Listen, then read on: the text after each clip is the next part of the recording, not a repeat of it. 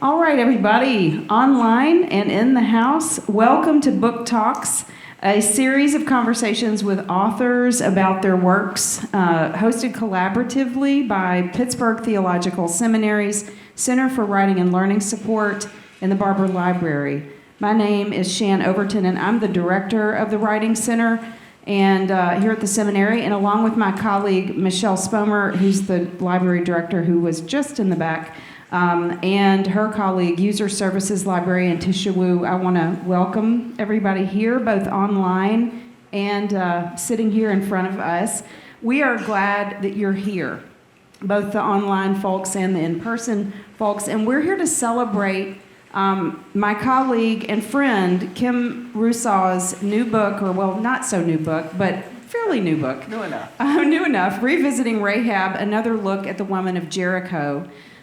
She's a really recently appointed PTS faculty member, and it is such a joy to have her joining us here in Pittsburgh. Before we launch into the conversation, I would like to make a few announcements so that people online will know of some access points for them, and also for the rest of you to know. First of all, we're recording the event, and it will go on the PTS website and the YouTube channel. So you can see it again, you can recommend it to friends and share it and that sort of thing. But if you decide to come up and ask a question, be mindful of that perhaps. Or, don't. Second, those of you who are on Zoom can check in your chat window for links that will be provided to Amazon and bookshop.org so you can buy Dr. Russaw's book. Please check that out. And also, I'd like to say that there'll also be a link for those online for the LibGuide. So our library staff does a great job curating a series of resources that are both here at the library and online and beyond that people can access from the website, and to dive deeper into Dr. Russaw's book, or also to look at things that might contribute to the conversation, analogs, other things that she's suggested that might be of interest to folks to read if you want to follow up on some of the themes we discussed tonight. So check out the LibGuide. The library does such a great job with them, and I hope that they're getting great use because I love them. So I want to say thanks to Michelle Spomer and Tisha Wu, who Tisha couldn't be here this evening.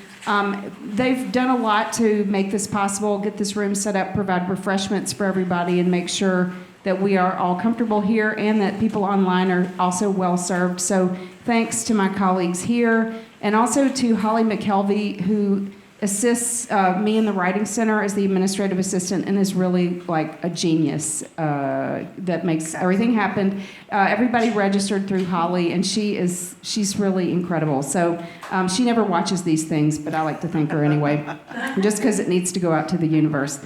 Also, I like to thank our communications department because they do a really great job with the PR. Melissa Logan and Robin Menard, they are big helps to us and help keep us on track with doing our planning because they're always ahead of us, like, when are you giving us the copy? So we appreciate that. And also I want to acknowledge Bobby Jarsulik, who stands in the back overseeing all of the tech stuff. And Bobby is so awesome, y'all. And Bobby, thank you so much for all that you do. We appreciate it. After I formally introduce Kim, I'm going to ask her a few opening questions about the book. And I have a ton of questions, y'all. But I would like for you all to get involved. We really encourage people to ask questions. So periodically, I'm going to stop and be like, do y'all have questions?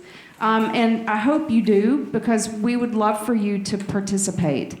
And so think of some questions you might have on your own as you listen to the conversation unfold. And also, those who are online, you can put your questions in the chat, and Bobby will wave a hand at me and voice those for us so that we can hear them, and Kim can take a crack at them and see if you satisfy the people at home. The bar is not too high. So we encourage your active participation. Also, one more quick note for those who are on Zoom. You are welcome to look at a live transcription button or live transcription of this conversation if you press the live transcription button at the bottom of your screen so that you can read along as well as listen. So welcome to everybody. And now a big welcome to Dr. Kim Russaw, my guest for today. And just a formal, introduction so everybody will know of your glory.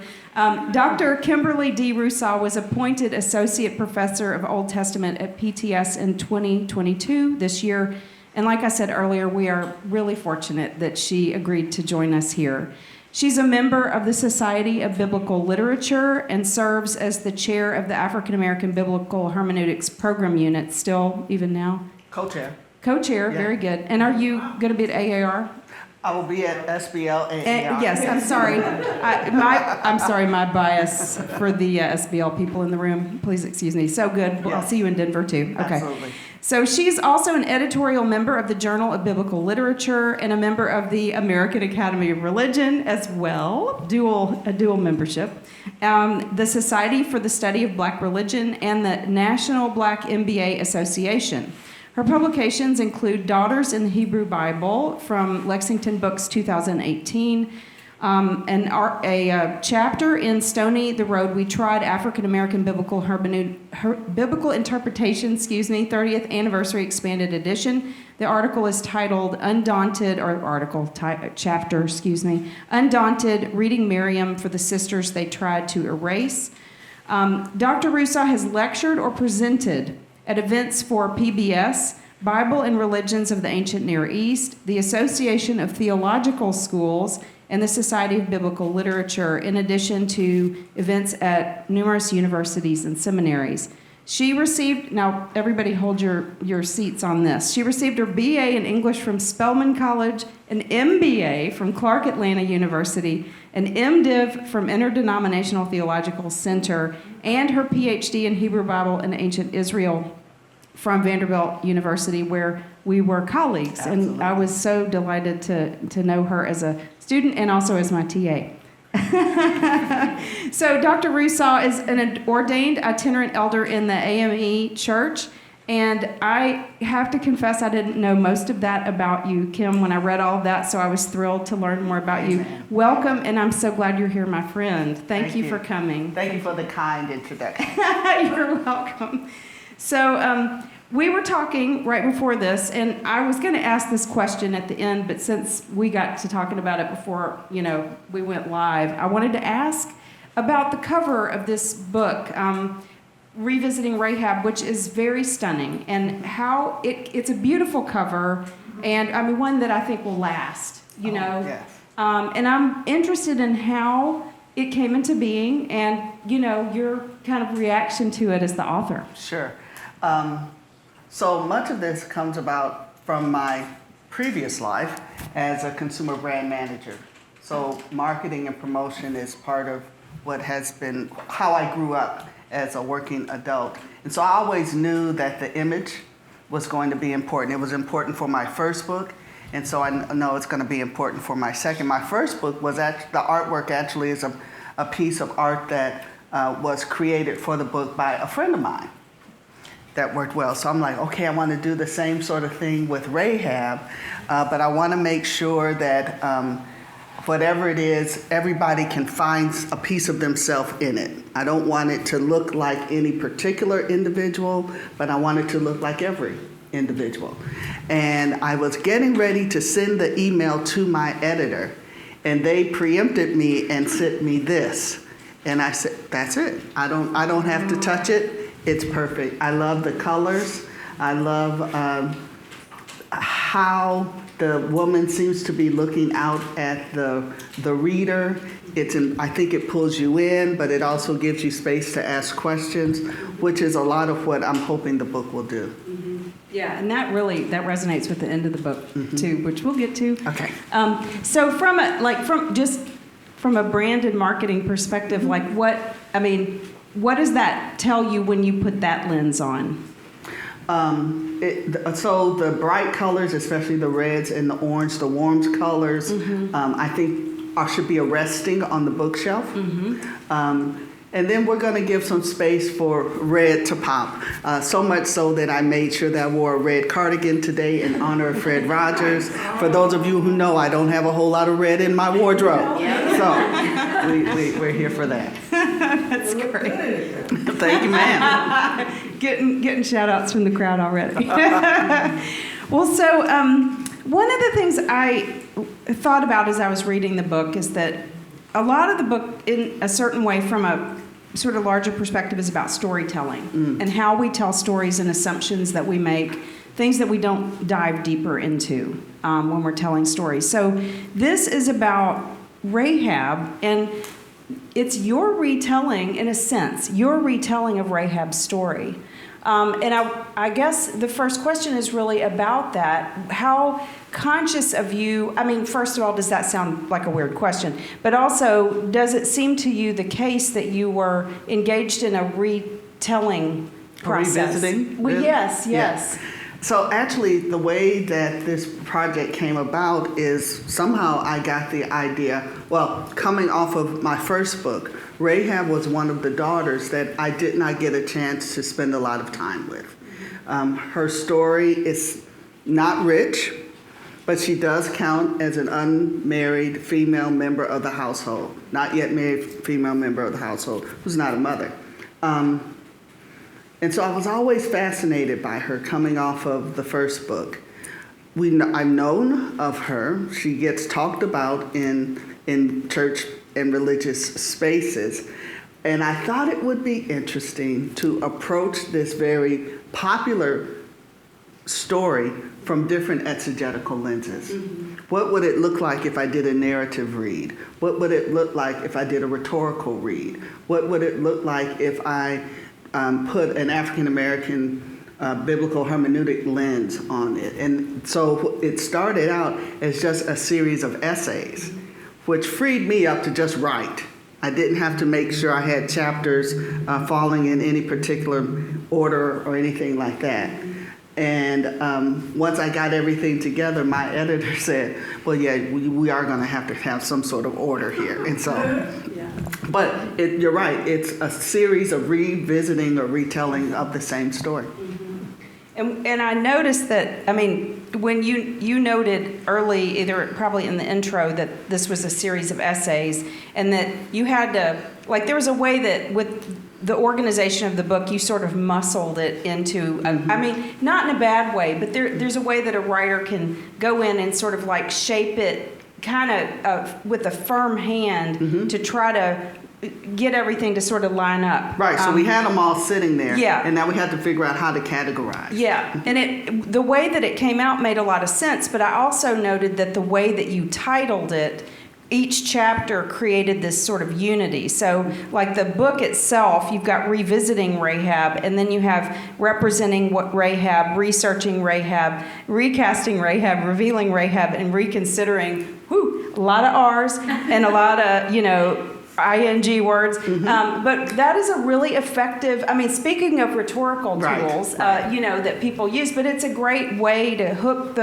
all these chapters together when I could see each one being its own book. Absolutely. Or its own thing. It could stand alone. Right?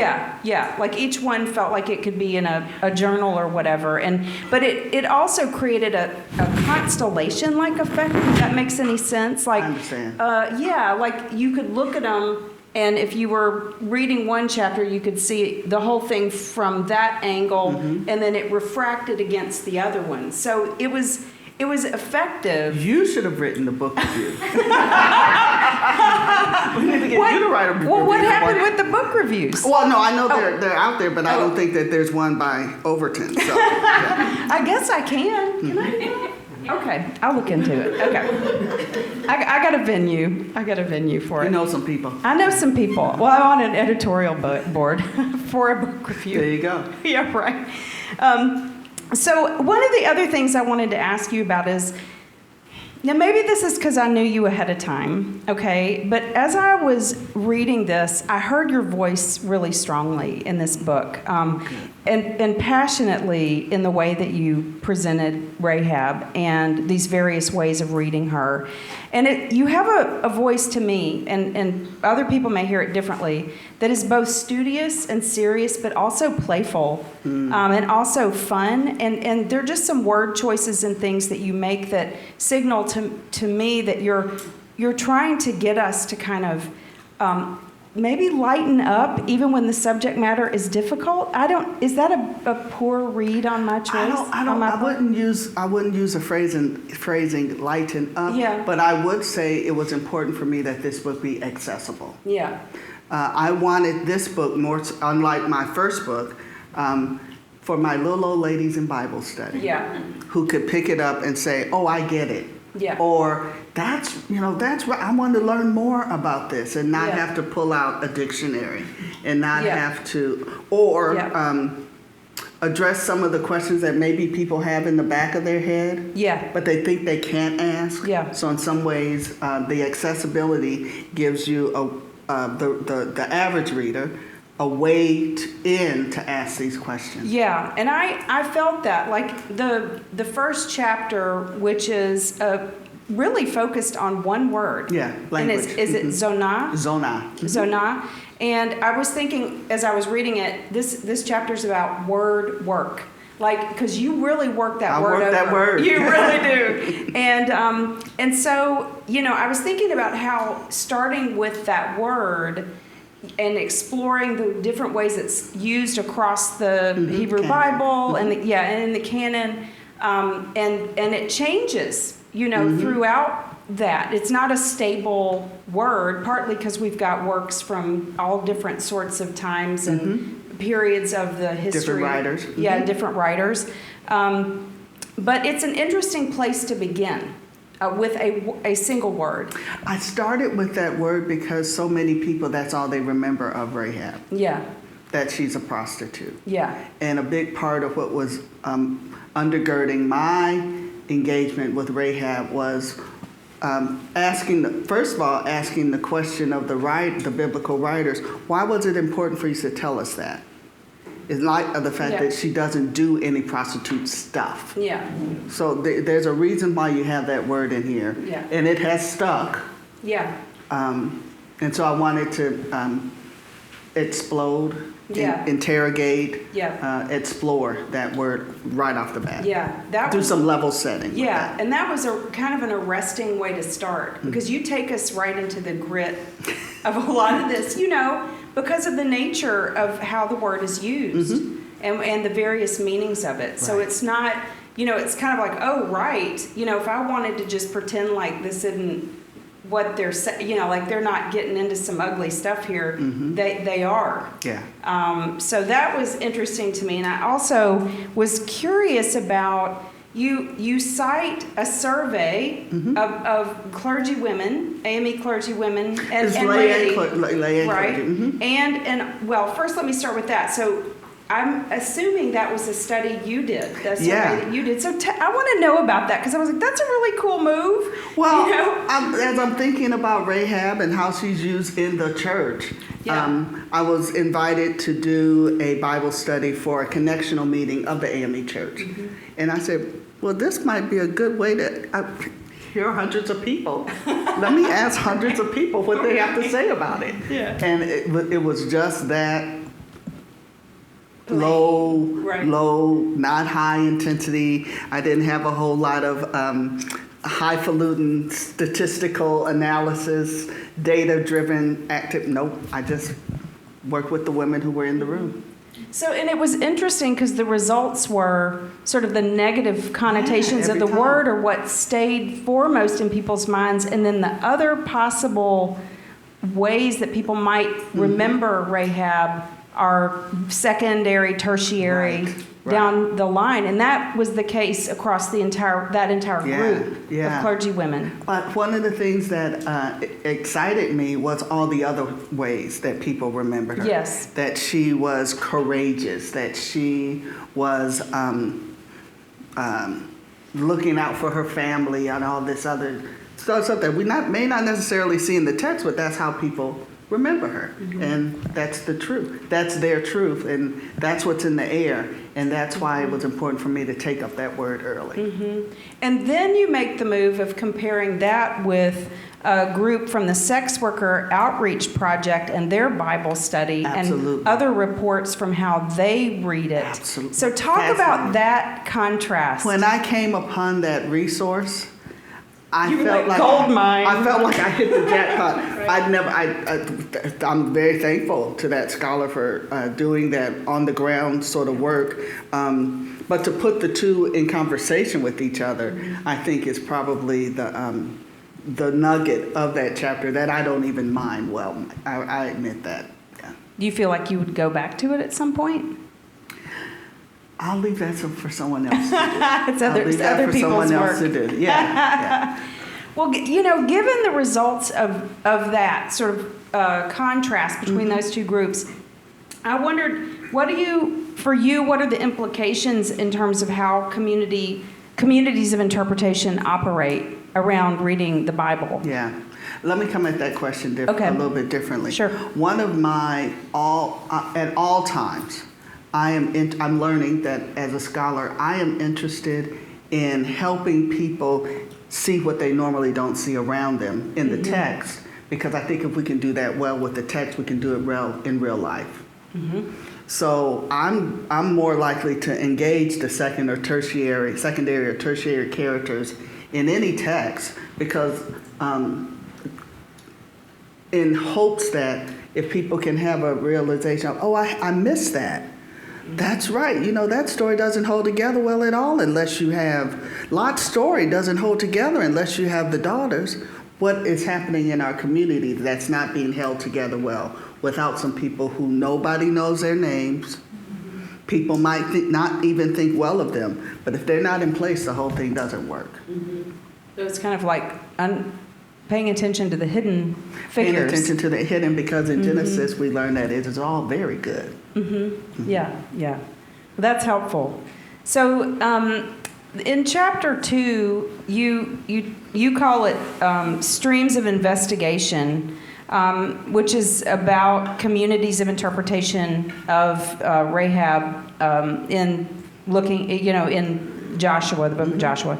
And you say that there's a polyphonic aspect in biblical interpretation around this. So it's multivocal. It's not a single path of conversation that's happening. And you give, three options. Rahab is socially objectionable woman from the perspective of male authority and control over women's bodies. And then Rahab as a suspicious, seductive foreigner. And then Rahab as a heroine, the harlot with the heart of gold. Heart of gold. Yeah, that one. And for those who haven't read the book, can you talk about the polyphony a bit? And I'm also curious about how we handle it, especially when there's so many voices and so much coming at us from all angles, both inside of our churches and in society. It feels like there's just a cacophony instead of a polyphony, which seems to me to be maybe more coherent. Okay. You know what I mean? Sure. So first of all, that chapter is my very accessible lit review. That's right. Okay, boys and girls. That's what we're doing here. But as I tell my students, and I see somewhere in the audience this evening, when ideally we want to get to the place where we can critically engage for ourselves, and we can look at the arguments of these scholars and say, well, where are they strong? How do they support their argument? And what's missing from the argument? If I had it to do all over again, what would I tell them to add to strengthen their argument? And if we can start to do that as individuals, we can put our critical eye on the scholarship. Then I think we all are better, because now we can decide, well, this is what I think. So it's almost like Russaw says this, Overton says this. Here's what I think. And I think, and my goal is for people to be empowered in order to come to based upon all of this, this is what I think. I think that that's what responsible scholarship does. I'm not saying, or I'm not pointing you in one particular way. I'm saying that all of these are equally valid. Now it's up to you to make the call. Yeah, and at first, I was like, so she's not going to pick a side on this. I'm not going to pick a side. She's not picking a side. But then you kind of pick a side.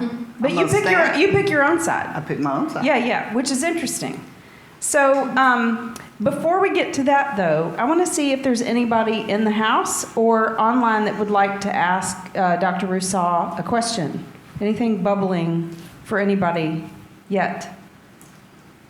Please do not be shy. We love it here at Book Talks. Dr. Arrington, do you have a question? You want me to bring the mic to you? No. Let me so that the people online can hear if you have a question. Well, I didn't know if I had a question, but one thing I did wonder in considering the discourse between Rahab and the two spies or messengers that I found very interesting, and maybe you could explain more about it, is considering that as a suzerainty treaty. Yeah. That so one of the things we know that we see in much of the Hebrew Bible is this notion of covenant and treaties, and in the ancient Near Eastern community out of which the Hebrew Bible emerges, there are about 10 moves that are made for any sort of treaty. There are two major types of treaty: a vassal treaty and a suzerain treaty. A parity treaty and a suzerain treaty. A parity treaty are between two groups or two individuals who are at the same level. Two kings make an agreement. Suzerain treaty is one where you do have two levels of power. A king makes a treaty with a peasant, or a large city agrees to provide protection for a small village. So that's a suzerain treaty. And there are these different moves that always show up in these written treaties in the ancient Near East. And what I found when I looked closely at the back and forth between Rahab and the spies is much of the elements of their conversation mirrored a suzerain treaty. So much so that not only can I confidently say, yeah, one is in the kingship or the headship role and the other is in the lesser or subordinate role, but in this instance, the foreigner is the suzerain or the head person. The Israelites are in the subservient position, and more importantly, a female is in the top spot, and the males are in the lower spot. So much so that when we read that word, do not, in English, the spies say, do not tell of this thing we have done. That Hebrew word there can be translated as word, thing, or matter. So what if they're really saying, do not say anything about the word we have spoken, the commitment, the vow we have made, which is problematic because back in the Torah, the Israelites are not to enter into any covenant with a non-Israelite community. So it's a mess in Joshua 2. Is that helpful? Does that get at your question? Yes, I have a special interest in suzerain treaties, and to think of her as the suzerain as the vassals, I found. Isn't that something? Yeah, thank you for that. It's a flip. It's a flip. It's a flip of what you usually. A dangerous flip. Yeah, a dangerous flip. Other questions from in the house? Thank you, Dr. Arrington, for breaking the ice there. Or online. Anybody want to? Not yet? Don't be shy, everybody. Come on up when you're ready.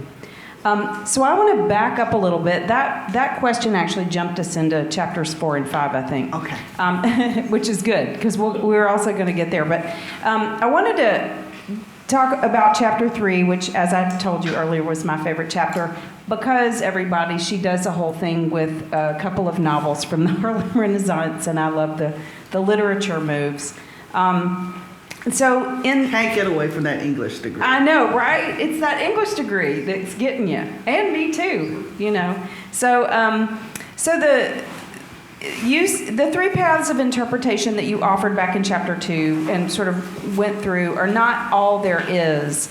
and they're not enough. And so you say they leave us open to other possibilities, and you kind of tease us with that. So I felt like that was a very provocative ending You're to welcome. chapter 2. Thank you. I was like, ooh, what happens next? You know, cliffhanger. So then you dive into this, my favorite chapter, which examines the story of Rahab in light of a major theme in 2 novels by Harlem Renaissance novelist Nella Larson. So how did Larson's telling of stories of passing first resonate with this text from Joshua for you? Like, where in your mind did the two start jamming together? Yeah. You know?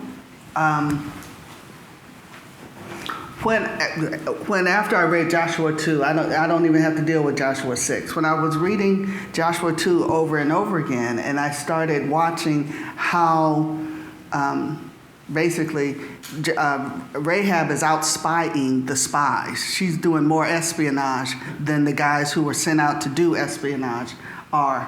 That even that conversation she has with them, she's holding back some things, but she's a great negotiator. When the king's messengers come to the house, she says just enough, but she doesn't tell them everything. She presents in one way, but something else may be actually going on. And at some point I had the aha moment and said, well, I'll be doggone. She is passing. And I knew about passing as an activity within not just African American culture, but minoritized cultures, especially in the United States, but we see it around the world. So then I went and did my research on passing. And I learned more than I probably will ever need to know about passing. And then Larson's book, her first book, Passing, automatically came to mind. So I reread that, and then I looked at the second book, not her second book, but the second book, and said Nella's Claire Kendry, and I can't remember the other character from the other. They are acting, or Rahab is acting a lot like those ladies. Can I map this on? And when I realized I could, I said, I think I'm on to something here. Yes. And so that's how that second chapter, that second essay came to be. Well, and so I was connecting the canons. I know. Well, and I want to talk about that in just a minute, but I want to get to this notion of passing and how it works in the Rahab story, because you say there are these 3 elements. Yes. There's the ambiguous identity, movement, and secrecy. So just, to help everybody here who may need a refresher on Rahab a little bit, I mean, give us those moments that you see that for Rahab. So the 3 moves I got from my research on passing, I did not make this up. But what we see here is the character who, again, an ambiguous identity. For example, when the king's messengers come to her house, they understand her to be an upstanding citizen who will do what any citizen will do, which is to protect the community and do what the king says. There's no reason. The idea that she would misrepresent the truth is far from there. We're the king's guys. We're showing up with, badges and everything. You're not going to lie to us, okay? So that's one example. Even in her representation, I think, to her engagement with the Israelite spies. Well, come on in, let's see what's going to happen. But I'm going to cover you. I'm going to disguise you. I'm going to put you on the roof, and then I'm going to cover you up. So there's this espionage, there's this deception at play, this misrepresentation of the truth at play. That's the first thing. The second thing was the movement back and forth. What I found interesting as played out in the Nella Larson novels is these characters move geographically. They're in Chicago, they're in New York, they're overseas, they're back down in the South, I think it's Mississippi. There's all this, Alabama, there's all this movement. In Rahab's story, it feels as though she's at the front door, she's upstairs, she's at the wall, she's over here, she's putting up something. So all of this movement is going on with Rahab as well. And tell me my third point. It was secrecy. Oh, so the third part about secrecy is the whole thing only holds together if those who really know don't tell your secret.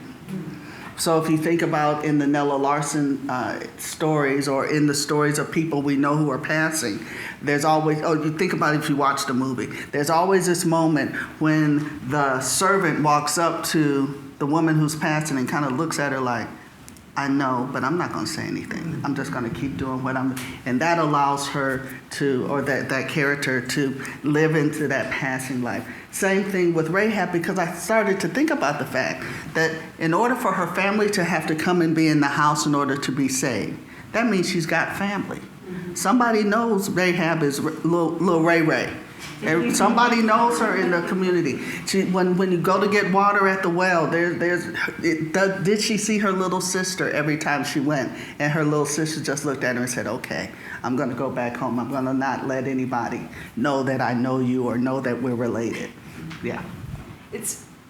It seems like I thought of her in this chapter, reading all of that, as an incredible risk taker. Very much so. Yeah. Risky business. Really risky business. Yeah, that was amazing. And because the penalty for treason is death. Yeah. It's not a pretty picture. Yeah. Have to go. So you say you develop all of this in the service of developing a womanist approach to biblical interpretation. And for those who may not be familiar with womanist approaches and how this ties in, can you talk a little bit about that and flesh it out just a little bit? So very quickly, womanist biblical interpretation is that mode or way of reading a text that centers the concerns of black women. That's the shortcut, full way to do it. Very often it's interdisciplinary. So the scholar is doing narrative work, they're doing rhetorical work, they're doing social, cultural work, they might be doing historical work, they might be doing textual work, all centering the concern of black women. The way I've watched myself do womanist work, because people do it very differently.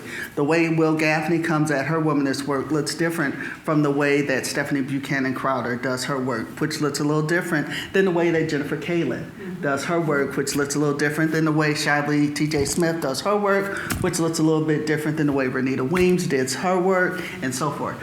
I tend to use literature or media as a way for everybody to enter into the black woman's experience, and from there I can make my move to the text. So whether it's Nella Larson's novels that center black women during the Harlem Renaissance, or whether it's using Nashange's play For Colored Girls as a way for entering, or the Women of Brewster Place, or The Bluest Eye. Those are I'm 9 times out of 10, in the Undaunted essay that I have in Stony, I use the story of Janet Jackson to do that. Mm-hmm. Interesting. That's great.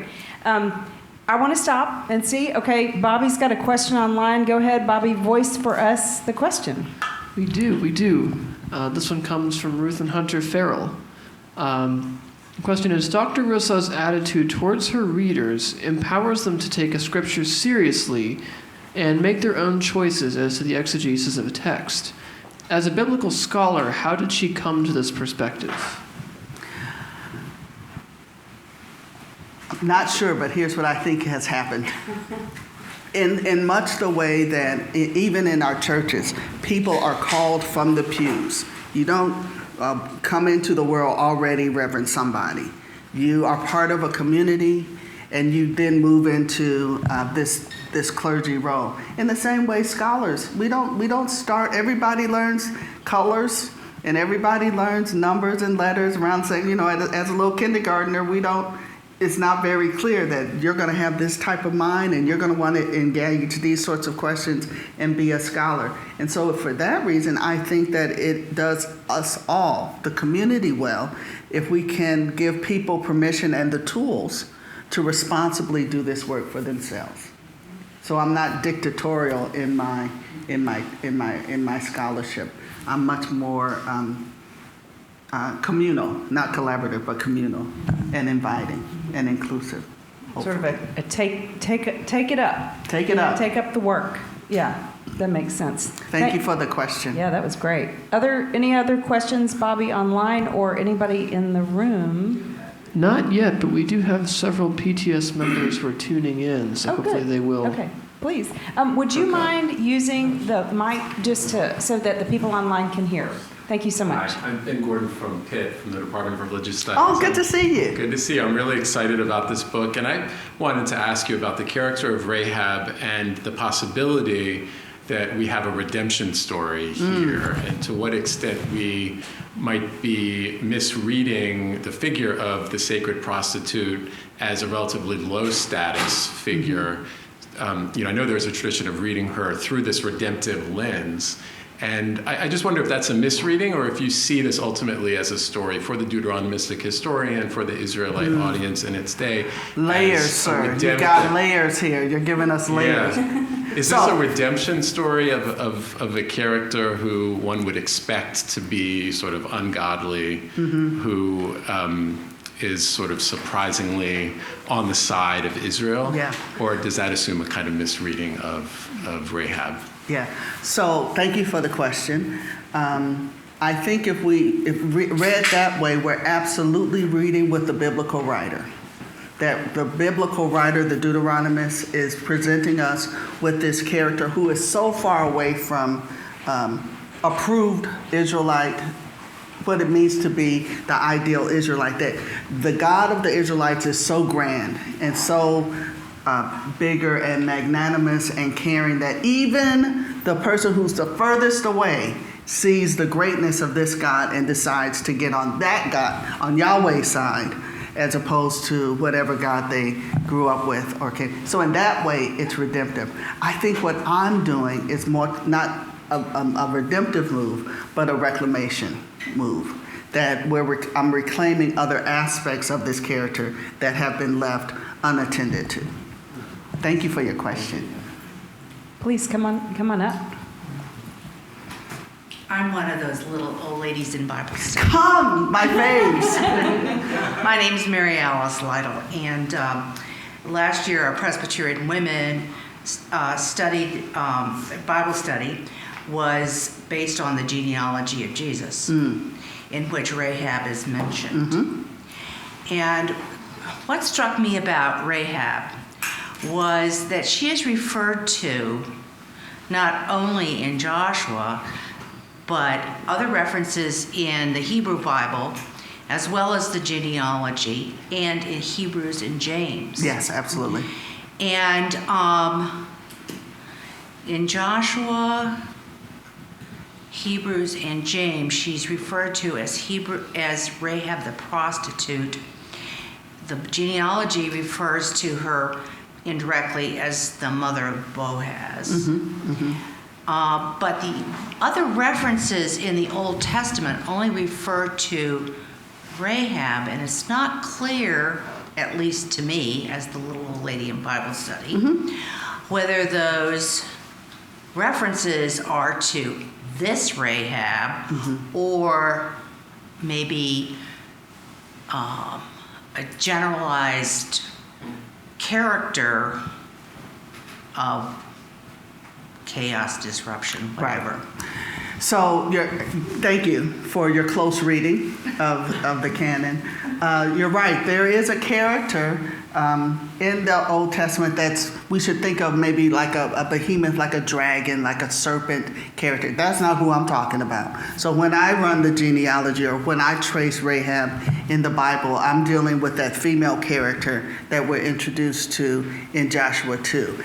In the Old Testament, and I think it's in chapter 4 or 5, there's a reference to a Rahab, an Israelite man with an S in his name that escapes me right now.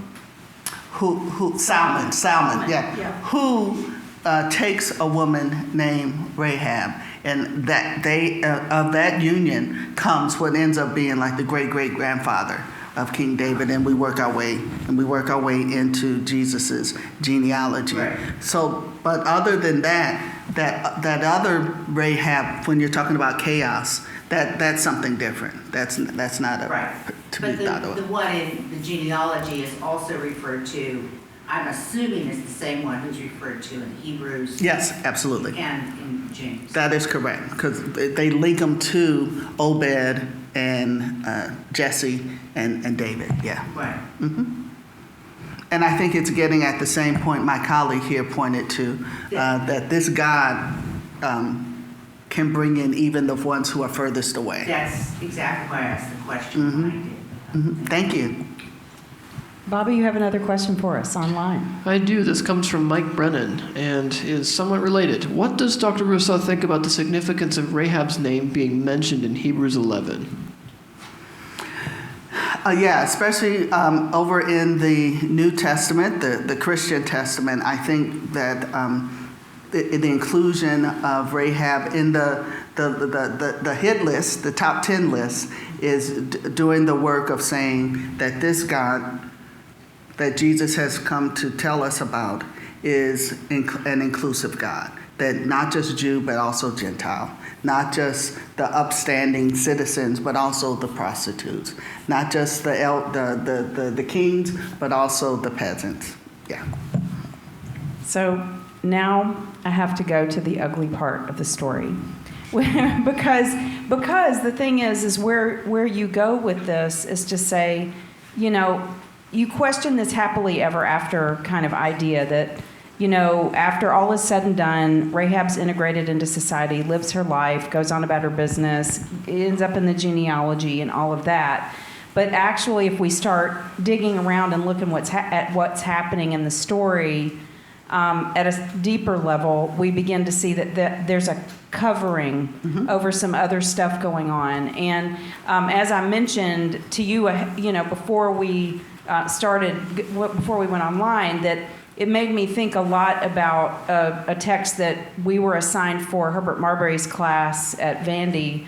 And you were not in the class because you were ahead of me. But, you know, it was one that actually was reading the story from the position of the Canaanites instead of the Israelites and saying, what is this? I mean, maybe this is genocide and not, you know, such a great story after all. So you kind of go there in your way, and the way that you do it is by investigating the propaganda. You know, Joshua as propaganda in a sense, and looking at the rhetoric. So can you talk about that? Because it is hard to start digging into that and go, yeah, I need to look at it. Yeah. I need to really look at it. Thank you for the hard question right before everybody. So it's a good thing we have adult beverages because people might have to take their time after this. So yeah, when we think about what's happening in that story, the context for Rahab's story is war. That the Israelites are coming through the territory, trying to take over geography, that area between the Mediterranean Sea and the Euphrates, the Jordan River and the Euphrates. And so I did some research on what does war look like, or what do we think, what's our best guess on what war looked like during the biblical time, or the time depicted in the biblical text. And we have to give space for, we have to attend to, what we're looking at in Joshua 6 is prisoners of war. This whole idea of the Israelites came in, burned down the city. And the text says that Rahab and her family are standing out looking at embers, basically, of the city. And so those remnants would have been Israelite prisoners of war. What happens to prisoners of war? It depends on who you are. If you are an unattached female, you're treated in a particular way, in a way that we would call in our modern sensibilities sexual assault, rape. And so I walk right up to the cusp of that baby that comes out of that union may not have been Rahab's desire. And that problematizes everything that happens from then on. Yeah. People don't talk about that much. Right. Yeah. Yeah, that when I got to that part, I was like, oh, wow, she went there. Yeah. You know, because you did. And I mean, but it is a question that needs to be asked. And I think the other piece of that, what I hope that does for us as modern readers is to say, okay, first of all, when we're given stories that seem to end with a neat bow, we need to interrogate the bow. That is probably not neat for everybody. And what are we to do with these bodies for whom it was not meet?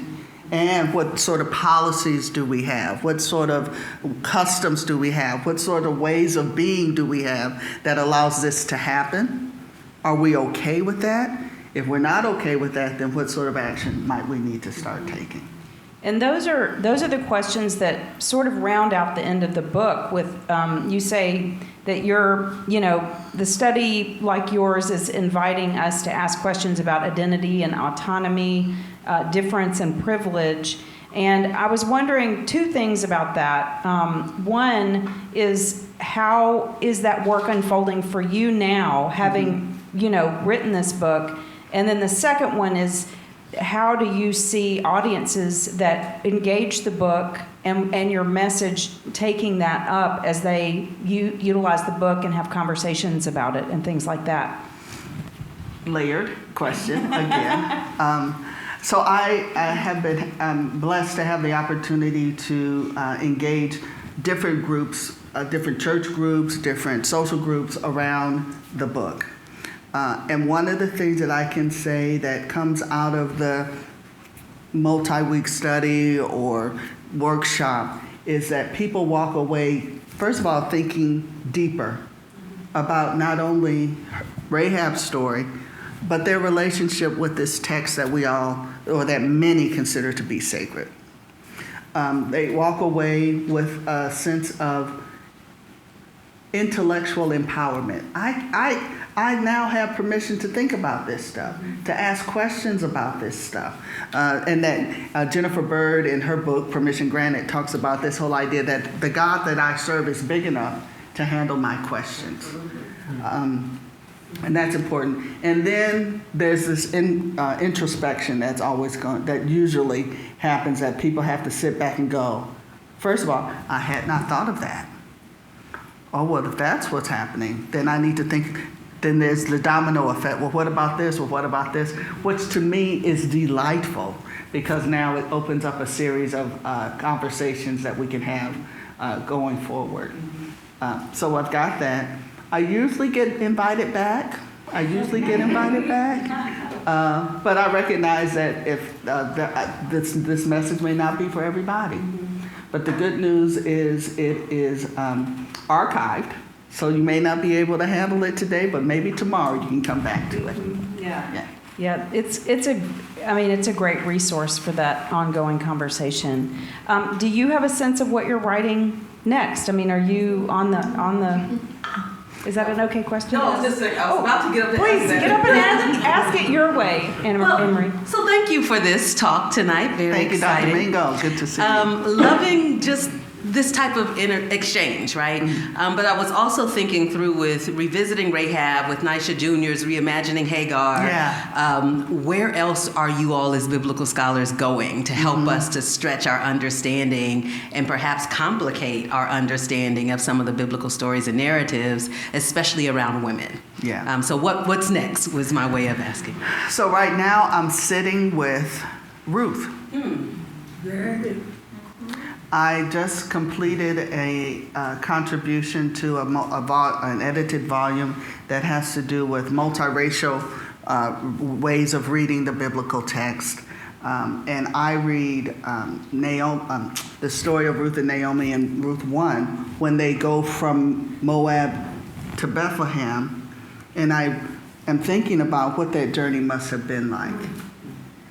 We know that Ruth, because the text tells us it takes place during the time of the judges, which might as well just translate into chaos, because everybody's trying to do, everybody's trying to do a little something on our way to the monarchy, or on the Israelites' way to the monarchy. And the way the writer lays out the story, it almost feels like they set out on Thursday night with their book bags and they were in Bethlehem by Friday at lunch. And you go, no. Yeah, because even when I look at a map, they've got to figure out how to get across the Dead Sea. Where would they have crossed? Now you told me that it is basically wartime and chaos. It's a famine, so it's every man, woman, child, and everything else for his or herself. For a moment there, I was reading Octavia Butler's The Parable of the Sower. So I was thinking about this. What does it look like when all the world falls apart? How do you get along? You know, did Ruth have stuff buried in the backyard so that when she knew she had to leave, she went and got her things? But I read that alongside the stories of African Americans moving along the highways and byways of the United States during the Jim Crow era and the Great Migration, and the role of sundown towns and sundown suburbs, the danger of travel for these black, brown, and beige or different bodies. So that's coming out in 2023 sometime. I'm also committed to writing a contribution to another edited volume that has to do with violence in the Bible. And I think I'm probably dragging my feet because I'm not 100% in the right headspace to take on a whole lot of violence. But I'm going to talk about how violence shows up in the book of Ruth. I think that having not birthed a child myself, the basic idea that in the last chapter, Ruth has a baby and everybody says, look, Naomi has a son. Are you kidding me? I've done all of this work, and for those of you who have done the work, you know it's work. Or if you've been around when the work was done, you know it's work. I think that's violent to just to do that. I think that the relationship between Ruth and Naomi is violent. So anyway, so I'm working through that. I'm also working on a piece with. I will say this, it's an edited volume that is going to highlight the work of a milestone scholar in the African American biblical interpretation, The contract isn't signed yet, but we've done some early work on it, and I'm very excited about it. I can't speak and tell us who. I wouldn't do that. It's a secret. It's a secret. Stay tuned. Stay tuned. I know we need to wrap up, but does anybody else have a question they'd like to pose? Bobby, is there anybody online? I don't want to leave anybody out before we wrap up this evening. No? And everybody can stay and have some refreshment and ask Dr. Russaw questions, not on the mic, so to speak. Kim, I hate to end because I really enjoyed talking with you about the book. Always. And I really did enjoy it very much. And it is a really compelling topic. It is kind of a rip the scales off your eyes kind of way of looking, but in a good way. Dislodge. It is, be more okay, gentle with it, dislodge. yeah. But I mean, it really does make you think. You know what I'm saying? And so as your friend and colleague, I really appreciate the work that you've done, and also just to see, because I know sort of where some of that journey was a long time ago. It's really wonderful to see where it's come now. Yeah. So I want to encourage those who are online and also here to check out the Barber Library's LibGuide, and to go to booksellers and get Kim's book so you can read it for yourselves, use it in your Bible studies and so forth. You'll find lots of great resources in the book itself, too, if there are other articles that you might be interested in pursuing. I want to thank the audience for your questions and presence here, both online and in the library. It's really nice to see everybody and have y'all here to celebrate this book of Kim's. And you've provided some rich points for conversation and for thinking, so thank you. We will be back here, online only though, so here in cyberspace, on Friday, December the 9th at 5 p.m. Eastern for a book talk with the Reverend Terry Ott, who is editor and publisher of the Presbyterian Outlook. We're going to be talking about her new book called Necessary Risks, Challenges Privileged People Need to Face. So that's going to be real interesting. And she's in Virginia, and we didn't have enough money, unfortunately, to bring her here. So we're going to just do it online. Sorry, we won't be as festive as we are tonight with Kim and her book. That book talk will be co-hosted by the Reverend Karen Rohr, director of the Center for Adaptive and Innovative Ministries here at PTS. So she and I will be talking with Terry. Join us on Zoom, and we will get back together in person, I promise. This is mainly because it's the end of the semester, and it's just really hard to work out all the details. Yeah. So, Kim, thank you again so much. And you'll be able to get a good rest tonight after this big moment. And everybody have a great weekend and happy reading and writing and storytelling and grappling with the Bible. Good luck out there. Thank you.